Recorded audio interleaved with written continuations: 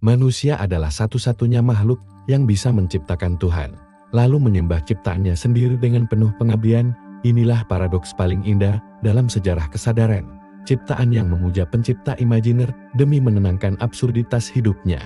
Ketika Ludwig Feuerbach menulis The Essence of Christianity tahun 1841, ia menegaskan bahwa Tuhan sejatinya adalah cermin keinginan manusia yang diproyeksikan ke langit. Manusia ingin hidup kekal, maka ia menciptakan surga. Manusia takut mati, maka ia menciptakan neraka. Manusia haus makna, maka ia menciptakan wahyu.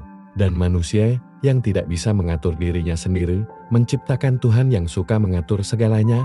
Begitulah agama lahir bukan dari langit, tapi dari kecemasan, dari ketakutan yang dikolektifkan dan dibungkus dengan label suci. Maka tak heran jika Emil Durkheim menyebut agama sebagai pencerminan masyarakat yang memuja dirinya sendiri. Ketika komunitas menyembah Tuhan, sesungguhnya mereka sedang menyembah keteraturan sosial yang mereka ciptakan bersama. Namun, di tangan para pemuka dogma, proyek imajinasi kolektif ini berubah menjadi sistem kontrol.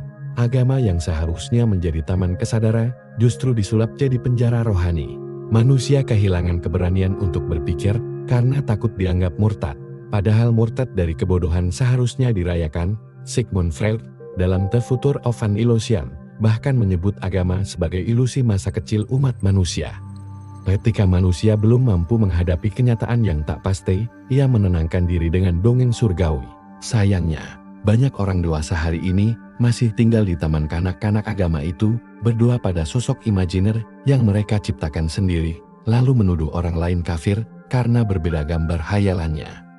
Charles Jung melihat hal ini lebih halus. Agama adalah bahasa simbolik dari ketidaksadaran kolektif, artinya Tuhan bukan figur eksternal, melainkan refleksi dari potensi terdalam manusia. Tapi tafsir ini tentu terlalu berbahaya bagi mereka yang hidup dari ketakutan umat, sebab kalau manusia sadar bahwa Tuhan hanyalah simbol kesadaran tertinggi, maka bisnis dosa dan surga pun bangkrut, dan disitulah letak ironi agung. Mereka yang mengaku paling beriman justru paling takut jika Tuhannya diinterpretasi ulang, seolah Tuhan adalah patung yang mudah retak oleh pikiran logis. Padahal, kalau iman itu benar-benar kuat, ia takkan gentar diuji oleh pertanyaan. Justru sebaliknya, yang rapuh itulah yang paling bising membela diri. Agama, dalam bentuk terbaiknya, seharusnya bukan sistem kontrol, tapi seni untuk memahami diri.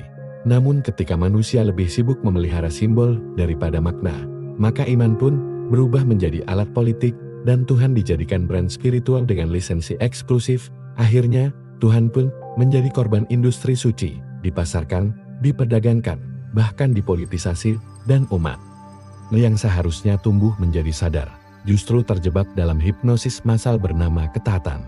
Feuerbach benar manusia menciptakan Tuhan menurut citranya sendiri, dan jika Tuhan tampak pemarat, kejam, dan haus pujian, mungkin karena manusianya memang begitu, maka mungkin sudah saatnya kita berhenti berdoa kepada bayangan di langit dan mulai berdialog dengan kesadaran di dalam diri.